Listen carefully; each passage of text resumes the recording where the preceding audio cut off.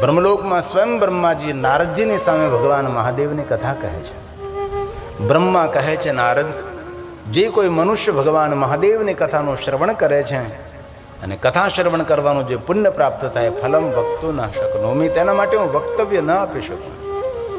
જે કોઈ ભગવાન મહાદેવની કથા શ્રવણ કરે છે એ મનુષ્ય દર્શને છે, તીર્થ તુલ્ય છે, દેવ તુલ્ય મનુષ્ય છે. અગણિત જન્મોનું ફલ, અગણિત જન્મના પુણ્યનું ફલ ભગવાન મહાદેવની કથા શ્રવણ કરવાનો અવસર છે. કથા શ્રવણ માત્રતઃ શિવ લોકમ વ્રજે નર, એ મનુષ્ય ભગવાન મહાદેવના લોકનો અધિકારી બને છે. શિવલોક કોને કહેવું? આપણે તો એવું અનુમાન કરીને બેઠા છે કે શિવલોક એટલે મૃત્યુ બાદ કોઈ લોક આપણને પ્રાપ્ત થતું હશે અને થતું હશે. આપણે તો પુરાણોને માનનારા, વેદની વાતને સ્વીકારનારા, મહાપુરુષોના મંતવ્યને માનનારા, પણ મહાપુરુષો શિવ મહાપડ ગ્રંથની અંદર સુંદર આચાર્યો વર્ણન કરે છે કે શિવલોક તેને કહેવામાં આવે છે કે જેના હૃદયમાં સર્વ પ્રતિ કલ્યાણનો ભાવ હોય છે. શિવ શબ્દનો અર્થ કલ્યાણ થાય છે. દરેકનું કલ્યાણ થાય, દરેકને સુખ મળે, દરેકને શાંતિ મળે છે. મૃત્યુલોકની અંદર શિવલોકનો અહેસાસ, શત્રુઓ પ્રત્યે પણ કલ્યાણનો ભાવ, જેની સાથે અમને મંદુક થયું, જેની સાથે અમને દુશ્મનાવટ છે, એને પણ સુખ મળે, એમનું પણ કલ્યાણ થાય છે. જેના હૃદયમાં સંપૂર્ણપણે વ્યવહારમાં, વાણીમાં, વિચારમાં સમગ્ર વિશ્વના કલ્યાણનો ભાવ છે, એ જીવિત હોય તો પણ એ શિવલોકની અંદર જીવી રહ્યો છે. શિવ મહાપડ ગ્રંથની અંદર શિવલોકનું વર્ણન કર્યું છે. ભલે કોઈ ગતિ થતી છે, ખબર નહીં કઈ ગતિ થાય. મૃત્યુ બાદ તો આપણે એક અનુમાન કરીએ છીએ કે ભાઈ સ્વર્ગમાં ગતિ થઈ, વિષ્ણુ લોકમાં ગતિ થઈ, બ્રહ્મલોકમાં ગતિ થઈ, પણ મૃત્યુ બાદ હજી સુધી કોઈનો સંદેશ એવો દેખાતો નથી કે ભાઈ ચોક્કસપણે આપણને કોઈ સમાચાર મળે કે હું સ્વર્ગલોકની અંદર છું, હું દેવલોકની અંદર છું, સુરલોકની અંદર છું, ઇન્દ્રલોકની અંદર હું, બ્રહ્મલોકની અંદર હું, શિવલોકની અંદર છું. કેટલી સુંદર સ્માર્ટ દુનિયા બની ગઈ. સ્માર્ટ મોબાઈલ સૌના હાથમાં છે. દુનિયાના સમાચાર આપણી મુઠ્ઠીમાં છે. દુનિયાના સમાચાર આપણે સ્માર્ટ મોબાઈલમાંથી જોઈ શકીએ છીએ. મૃત્યુ બાદ કઈ ગતિ થાય તેની ચોક્કસપણે આપણી પાસે કોઈ પુરાવા નથી, અનુમાન છે. આપણે તો રોજ ભગવાનને પ્રાર્થના કરી કે ભગવાન કોઈ તો સ્માર્ટ મોબાઈલ લઈને મરે, જેથી કરીને ત્યાં જઈને કંઈ ખબર પડે કે આપણને સેલ્ફી મોકલે કે ભાઈ અહીંયા સ્વર્ગલોકમાં આવું છે, નર્કલોકમાં આવું છે, પણ એ સંભવ જ નથી. બ્રહ્મા નારદને કહે છે, નારદ, મૃત્યુ બાદ કઈ ગતિ થાય છે મનુષ્ય જાતિ માટે એક અનુમાન છે. ભગવાન શિવજી દરેકની ગતિને પરમ ગતિ આપનારા ભગવાન મહાદેવ છે. બ્રહ્મા નારદને કહે છે, નારદ, આદરથી તમે ભગવાન મહાદેવની કથાનું શ્રવણ કરો. ભગવાન શિવજીનો મહિમા હું તો સંપૂર્ણપણે જાણતો નથી. નાંતમ દેવા વિજાનંતી ન ત્વે તદવર્ણયામહે. કોઈ પણ ભગવાન મહાદેવની કથાનું વર્ણન કરવું એ સંભવ નથી. હું પણ જાણતો નથી, પણ જે કાંઈ જાણું છું એ હું તમને કહેવાનો પ્રયાસ કરીશ. હવે બ્રહ્માજી બ્રહ્મલોકની અંદર નારદની સમક્ષ ભગવાન મહાદેવની કથાનો પ્રારંભ કરે છે. બ્રહ્મા બોલે છે કે હે નારદ, જ્યારે ભગવાન મહાદેવની કથાનો પ્રારંભ થાય છે, સર્વ પાપક્ષયો ભવે, એ મનુષ્ય જીવનના દરેક પાપોમાંથી મુક્ત બને છે. જ્યારે ભગવાન મહાદેવની કથાનો પ્રારંભ થાય છે, હવે બ્રહ્માજી બ્રહ્મલોકની અંદર નારદની સામે ભગવાન શિવની કથાનો પ્રારંભ કરે છે. અને આ શ્લોક બ્રહ્માજીએ ગાયો છે અને સ્વયં બ્રહ્મા બોલે છે. આપણા ધર્મગ્રંથો દેવલિપિ સંસ્કૃતમાં છે. આપણે આપણી માતૃભાષામાં કથાનું ગાયન કરી રહ્યા છે, જેની અંદર 7 સંહિતાઓ, 24,000 શ્લોક છે. દિવ્ય ગ્રંથ છે. મહાદેવના ભક્તો માટે શિવ ભક્તોનું માર્ગદર્શન આપનારો આ શિવ મહાપણ ગ્રંથ છે. બહુ સમય બાદ આ ગ્રંથને લોકપ્રિયતા મળે છે. વર્ષો પહેલા આટલી ભવ્ય અને દિવ્ય શિવ મહાપણ કથાના આયોજનો નહીં થતા હતા. ભાગે જવલે કોઈ જગ્યાએ શિવ મહાપણ કથાના આયોજનો થતા હતા. પણ ખૂબ હૃદયથી પ્રણામ કરું છું બ્રહ્મનિષ્ઠ સદગુરુ દેવ શ્રી હરિસંઘ સાહેબનો સંકલ્પ હતો અને તેમના સદ શિષ્ય જનકસિંહ સાહેબને કહેતા ગયા કે ક્યારે અવસર મળે તો ભગવાન મહાદેવની કથાનું આયોજન કરજો. તેમના સંકલ્પ માત્રથી આપણને આ કથા પ્રાપ્ત થઈ છે અને ભગવાન મહાદેવની કથા મોટી સંખ્યામાં કથાને શ્રવણ કરી રહ્યા છો. એક એક શ્લોક મનુષ્યને પુણ્ય આપે છે. એક એક શ્લોક ભગવાન મહાદેવની વંદના છે, ભગવાન શંકરજીની પૂજા છે. તેથી આદરથી, ભક્તિથી, ગંભીરતાથી કથાનું શ્રવણ કરો તેવી હૃદયને એક પ્રાર્થના સાથે मैं शिव महापुराण कथा का प्रारंभ करता हूँ. ब्रह्मा जी स्वयं बोल रहे हैं,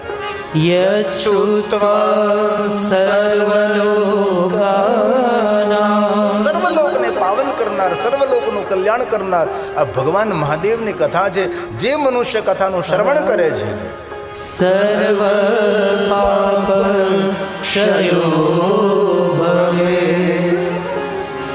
તદહં તે પ્રવક્ષ્યામિ શિવ તત્વં નામયમ. એકલો નહીં, આપણે બંને જણા મહાદેવને યાદ કરી, એમનું નામ લઈને કથાનો પ્રારંભ કરી. શિવ તત્વં નામયમ. ભગવાન શિવને યાદ કરી શિવ મહાપુરાણ કથાનો પ્રારંભ કરીએ છીએ. હવે શિવ મહાપુરાણ કથાના પ્રારંભે બ્રહ્માજી પોતાના પુત્ર નારદની સામે ઊંચા હાથ કરે છે. શા માટે ઊંચા હાથ કરે છે? કહે છે કે હું શિવ તત્વને નથી જાણતો. કેટલું સ્પષ્ટીકરણ છે, કેટલો સુંદર સ્વીકાર છે. અને જીવનની મજા લૂંટવી હોય ને તો જે વસ્તુ આપણે જાણતા નથી એ સ્વીકાર લો. મન ખબર નથી, ખોટા ગપ્પા મારીને વાતને ખોટી પાડવી એના કરતાં જે વસ્તુની ખબર નથી, જે આ વસ્તુને આવડતું નથી, જેનું આપણને જ્ઞાન નથી, જેનું આપણને નોલેજ નથી, તે વસ્તુ પ્રેમપૂર્વક સ્વીકારી લે. પણ માણસ સ્વીકારતો નથી કારણ કે તેના અભિમાનને ઠેસ પહોંચે છે. બ્રહ્માજીની કેટલી ઉદારતા, બ્રહ્માજી કેટલા શ્રેષ્ઠ છે કે પોતાના પુત્ર નારદની સામે એમ કહે કે હું શિવ તત્વને નથી જાણતો. આ સ્વયં બ્રહ્માજી બોલ્યા છે, શિવ તત્વં મયાનેવ. હું શિવ તત્વને નથી જાણતો નારદ, મને ખબર જ નથી. હવે સ્વયં બ્રહ્માજી જો આ શિવ તત્વને ન જાણતા હોય તો આપણે કલયુગમાં રહેનારા દાળ ભાત અને રોટલી ખાનારા માણસો કેટલુંક જાણતા હશું? બ્રહ્મા કોઈ સામાન્ય દેવતા છે? જેમના દ્વારા સુંદર સૃષ્ટિની રચના થઈ એ બ્રહ્માજી છે. બ્રાહ્મણ, ક્ષત્રિય, વૈશ્ય, શૂદ્ર સર્વનું ઉત્પન્ન કરનાર બ્રહ્મા છે. લોક પિતામહ બ્રહ્માજી છે. ઓમ હરિ ઓમ. બ્રાહ્મણોસ્ય મુખમાસિત બાહુરાજન્યઃ. સુંદર જગતની સૃષ્ટિનો વિસ્તાર કરનારા બ્રહ્માજી છે. ચતુર્મુખી બ્રહ્માજી. વૈશ્યઃ પદભ્યામ ગુક્ષુદ્રો અજાયત. બ્રાહ્મણોસ્ય મુખમાસિત હરિ ઓમ. જો બ્રહ્માજી સ્વયં સ્વીકારી લેતા હોય કે હું શિવ તત્વ નથી જાણતો, તો આપણને કોને અધિકાર આપ્યો છે કહેવા માટેનો હું શિવ તત્વને જાણું છું? બ્રહ્મા બોલે છે. આ શ્લોક બ્રહ્માજી બ્રહ્મલોકમાં ગાયા છે, નારદની સમક્ષ વર્ણન કરે છે. એક બાજુ પ્રયાગ તીર્થમાં સૂત પુરાણજી બોલે છે, ધર્મક્ષેત્રે મહાક્ષેત્રે ગંગા કાલિંદી સંગમે પ્રયાગે પરમ પૂર્ણે બ્રહ્મલોકસ્ય વર્તમને. બ્રહ્મલોકના માર્ગ સ્વરૂપ પ્રયાગ તીર્થમાં સૂત પુરાણજી ગાયન કરે છે. અત્યારે પ્રયાગની અંદર મહાકુંભનો પ્રારંભ થવા જઈ રહ્યો છે. અનેક સંતો, મહાપુરુષો બધા જ ઉપસ્થિત થવા લાગ્યા છે. દેશ વિદેશથી અનેક ભગવાનના ભક્તો, પુણ્યવાન સજ્જનો ત્યાં ઉપસ્થિત થશે. આ ધરતી પરનો મોટામાં મોટો આધ્યાત્મિક મેળો એ મહાકુંભ છે. 41 કરોડથી લઈને 42 કરોડ સુધીનો સરકારનો અંદાજ છે કેટલા માણસો ભેગા થશે. કોણ વ્યવસ્થા સંભાળતું હશે? કોણ આ બધું સંચાલન કરતું હશે? અને ક્યારે અવસર મળે ને તો પ્રયાગ તીર્થની યાત્રા કરવી જોઈએ. આમ નામ છલાળમાં જ પૂરું થઈ જાય એવું ન કરવું. બહાર નીકળવું ક્યારે. ગમે એ રીતે પણ યાત્રા કરવી. ભારત દેશની અંદર એટલા બધા યાત્રાધામો છે ને, આપણું જીવન પણ ટૂંકું પડે છે. મુખ્ય પ્રધાન જો યાત્રા કરીએ તો પણ આપણને સમય ઓછો પડે છે. ભારતના 4 ધામની યાત્રા કરી, હિમાલયના 4 ધામની યાત્રા કરી. હિમાલયમાં 4 ધામ જ નથી, હિમાલયમાં અનેક ધર્મસ્થાનો છે. આપણે ગંગોત્રી, યમુનોત્રી, બદ્રી ને કેદાર કરીને આવીએ, પણ પંચ કેદાર પણ છે, 5 કેદાર છે. એમાં તુંગનાથ મહાદેવ તો આ ધરતીનો ઊંચામાં ઊંચું શિવાલય છે. આ ધરતી પર ભલે મોટા વિશાળ શિવાલયો ધરતી પર હશે, પણ અતિ ધરતી પર ઊંચામાં ઊંચું કોઈ શિવાલય હોય તો તુંગનાથ મહાદેવ છે. તુંગ શિખર પર ભગવાન મહાદેવ બિરાજે છે. આવા પંચ કેદાર છે. અનેક એવા સ્થાનો છે. મહાકાલી પીઠ પણ ત્યાં છે. અને હિમાલય પહાડમાં એટલા બધા ભગવાન મહાદેવના લિંગ સ્વરૂપો છે, અકલ્પનીય છે. અગણિત ભગવાન મહાદેવના લિંગ સ્વરૂપો પ્રાચીન કાળથી છે.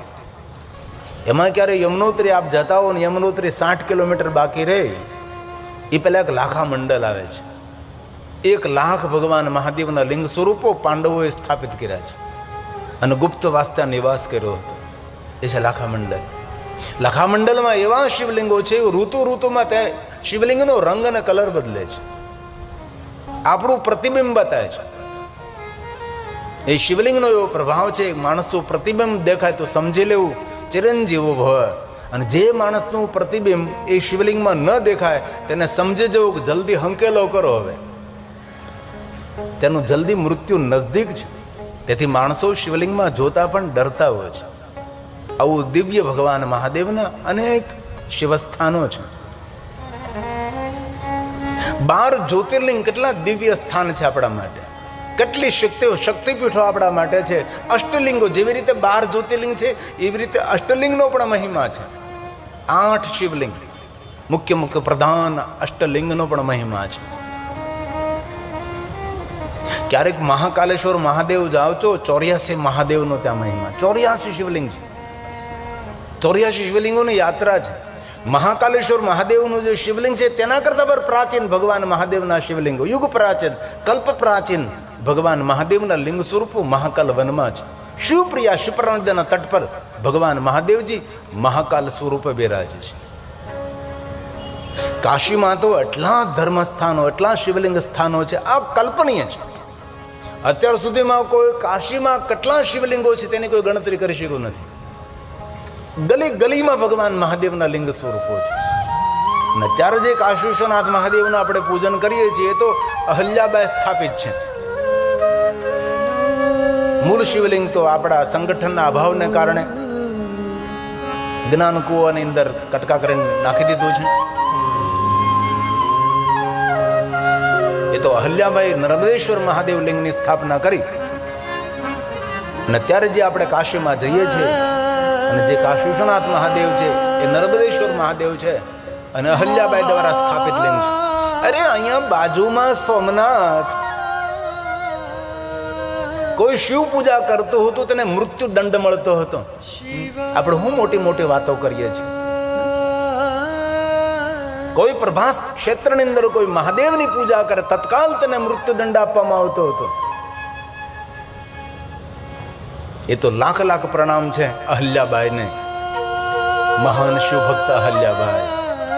જ્યાં જાતી હતી ત્યાં શિવલિંગ હાથમાં લઈને જાતી હતી અને મોટા લશ્કર સાથે આ પ્રભાસ પાટણની અંદર ભગવાન મહાદેવના લિંગ પૂજાનો પ્રારંભ કરાવનાર ઇન્દોરની મહારાણી અહલ્યાબાઈ છે. शिव के दीप जलाए महेश्वर राजधानी स्थापित करी ये अहल्याबाई.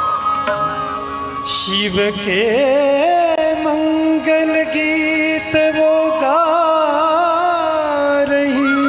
જ્યાં જ્યાં અહલ્યાબાઈ ગયા ત્યાં ત્યાં લિંગોની સ્થાપના કરી છે. आज भी जीवन પરમ શિવ ભક્ત ઉપાસક શિવલિંગને સાથે લઈને યાત્રા કરનારી મહારાણી અહલ્યાબાઈ. माहल्या देवी को प्रणाम है, माहल्या देवी को प्रणाम है.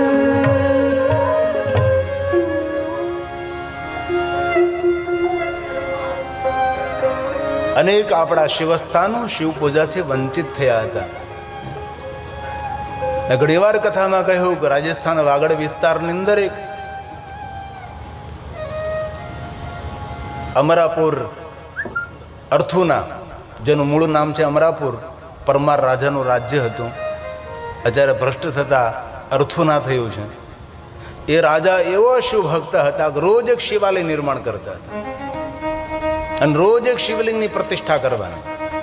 અસંખ્ય શિલ્પકારો રોજ શિવાલયો નિર્માણ કરતા રહે. રાજા રોજ એક શિવલિંગની સ્થાપના કરે. દૂર દૂર નજર કરો ત્યાં સુધી ભગવાન મહાદેવના શિવાલયો છે, અગણિત શિવાલયો છે. પણ દુઃખની વાત એ છે કે આપણા સંગઠનના અભાવને કારણે બધા શિવાલયો છિન્ન ભિન્ન થયા. એક પણ શિવલિંગ અખંડ ન રહ્યું. બધા શિવલિંગો ખંડિત થયા, મૂર્તિઓને વિકૃત કરી.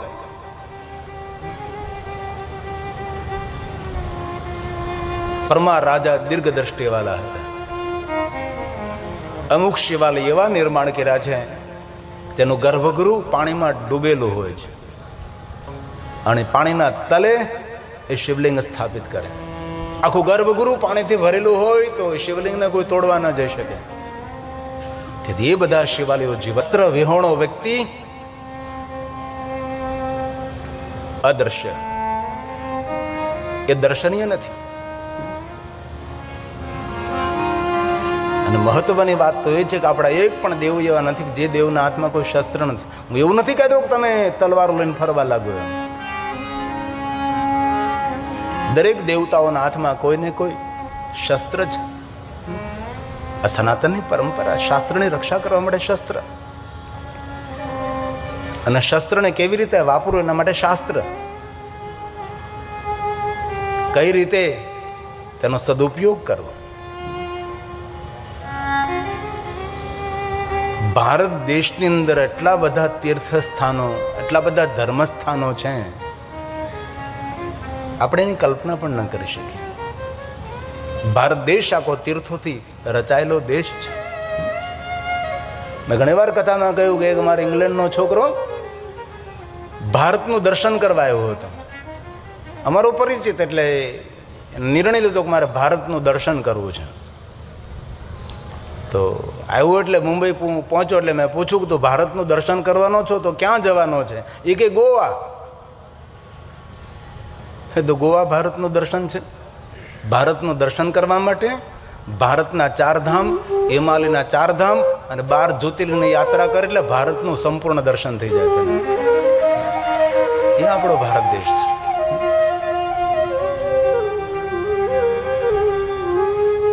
બ્રહ્મા નારદને કહે છે, નારદ, હું આપને ભગવાન મહાદેવના ચરિત્રો સમજાવીશ.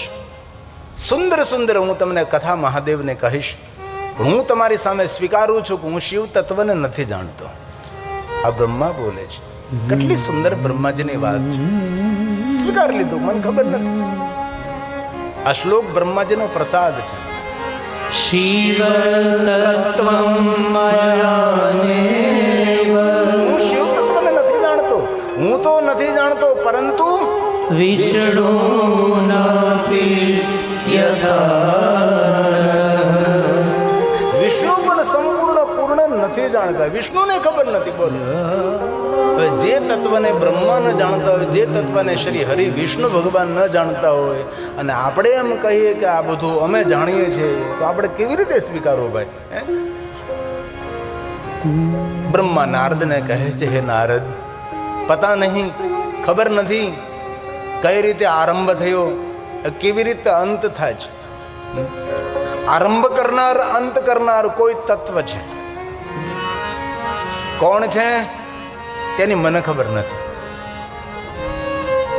ગુણ રૂપ રંગ નહીં એસા હે ઠિકાના, નિરાકાર મોકાર મુલ્લમ તુર્યમ ગિરા જ્ઞાન ગોતિત નિશમ ગિરીશમ કરાલમ મહાકાલ કાલ કૃપા. કોઈ છે જેને પ્રારંભ કર્યો આ જગતનો, સુંદર જગતનું સંચાલન વ્યવસ્થા, જગતનો અંત, અંતે અનંત, એ કોણ છે? ક્યાં છે? કેવો છે? બ્રહ્માએ સ્વીકાર લીધું, હું જે કાંઈ કહું છું એ બધું જ મારું અનુમાન છે. મારી કલ્પનાઓ છે.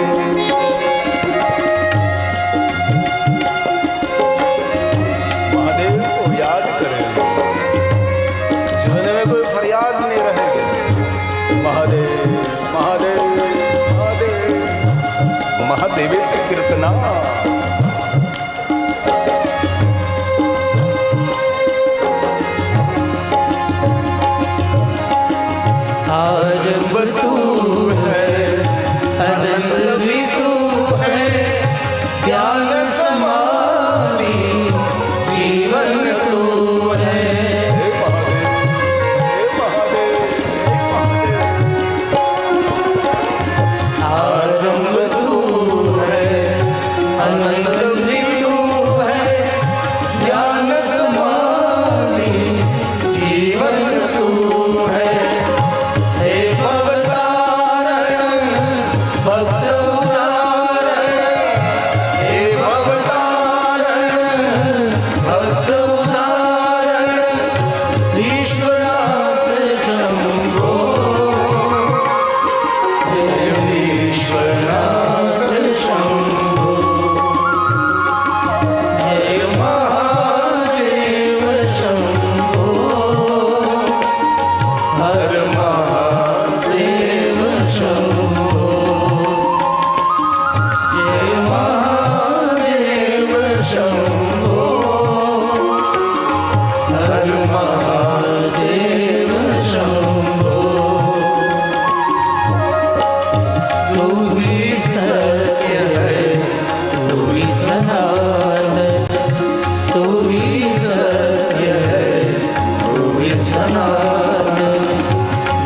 વિશ્વનાથ શંભો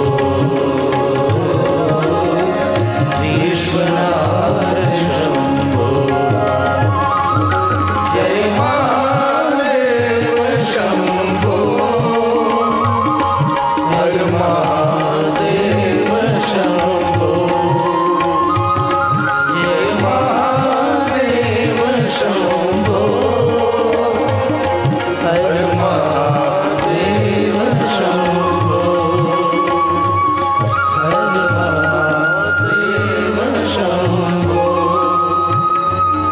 હર મહાદેવ શંભો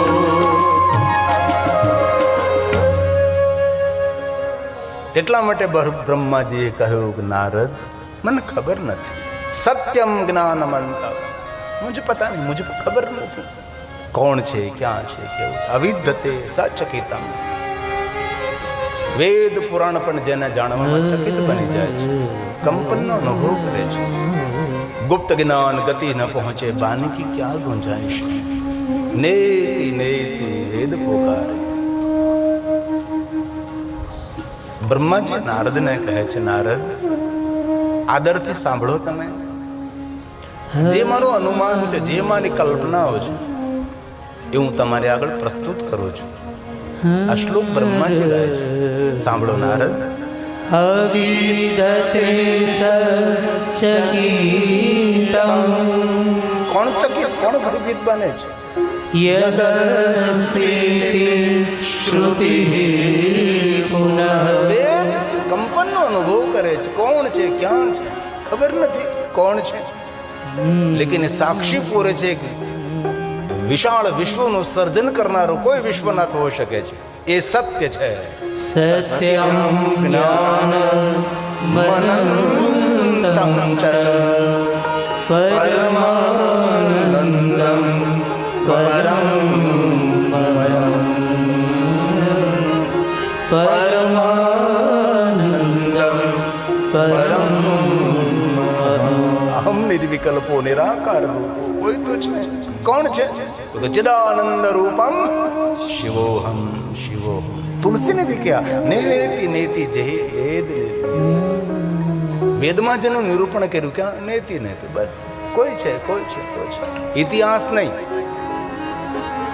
નહીં ઇતિ. આ તુલસીજીના શબ્દો છે, રામચરિત માનસનો પ્રસાદ છે. નેતિ નેતિ વેદ નિરૂપા. વેદમાં જેનું નિરૂપણ કર્યું છે, કોઈ નામ નથી, ગુણરૂપ રંગ નાહી. ખબર ને કોઈ છે, કોણ છે, પણ કોઈ છે. એ કોણ છે? નિજાનંદ નિરુપાધિ અનુપા. નિજાનંદ નિરુપાધિ અનુપા. આપણે જે કલ્પના કરીએ છીએ એવો ઈશ્વર હોય કે ન હોય એ આપણી કલ્પનાનો વિષય છે. આપણા ભગવાન કેવા છે? આપણા જેવા. આપણે આપણા ભગવાનનો આમ કલ્પના કરી તો આપણા જેવા જ આપણે ભગવાન બનાવ્યા છે. કોઈ પશુ કલ્પના કરતું તો પશુ એમના જેવા ભગવાનને જોવે. પક્ષી કોઈ કલ્પના કરતું તો પક્ષી એમના જેવા ભગવાન જોવે. આપણી દ્રષ્ટિ આપણા જેવી હોય છે કે ભાઈ આપણા જેવા ભગવાન છે. તેથી તમે જો આપણી સનાતની પરંપરામાં લગભગ બધા જ રૂપમાં ભગવાન છે. મૂળ તેમ જેમનું રૂપ કેવું છે ખબર નથી. ગુપ્ત જ્ઞાન ગતિ ન પહોંચે બાની કી ક્યાં ગુંજાઈશ. नेति नेति वेद पुकारे, नेति की अजब निशानी है, नहीं मिलती है कोई बात वेदांत में. जो समझे वही पहचाने, बात कही नहीं जाती. ઈશ્વરીય તત્વને જે સમજે એ સમજી શકે છે, સમજાવી ન શકાય. ગુંગા ગુડકા સ્વાદ કહે કે આ સમજ સમજ મુસ્કુરાય. મૂંગો માણસ ગોળ ખાઈને ગોળનું વર્ણન કરી શકે તો જેને ભગવાનની ઝાંખી થઈ છે એ માણસ એનું વર્ણન કરી શકે છે. શાસ્ત્રને પુરાણને ભણીને સાંભળીને તો હિમાલય પહાડ નકશામાં જોવા જેવી વાત છે. અનુભૂતિ કંઈક જુદી જ હોય છે. આપણે નેપમાં જોઈ, નકશામાં જોઈ કે આને હિમાલય પહાડ કહેવાય એવું જાણી શકીએ છીએ, પણ હિમાલય પહાડની અનુભૂતિ ત્યારે છે હિમાલય પહાડમાં જવામાં આવે છે. यदि जो समझे वह पहचाने. ઈશ્વર એક શ્રેષ્ઠ કવિ છે. પોતાની લખાયેલી કવિતાનો ખુદ પોતે અભિનય કરે છે. એ છે પ્રકૃતિ, એ છે સૃષ્ટિ. બ્રહ્મા નારદને કહે છે, નારદ સંપૂર્ણ પૂર્ણ હું તમને કઈ રીતે સમજાવું? જે તત્વને વેદ પણ નેતિ નેતિ કહે છે,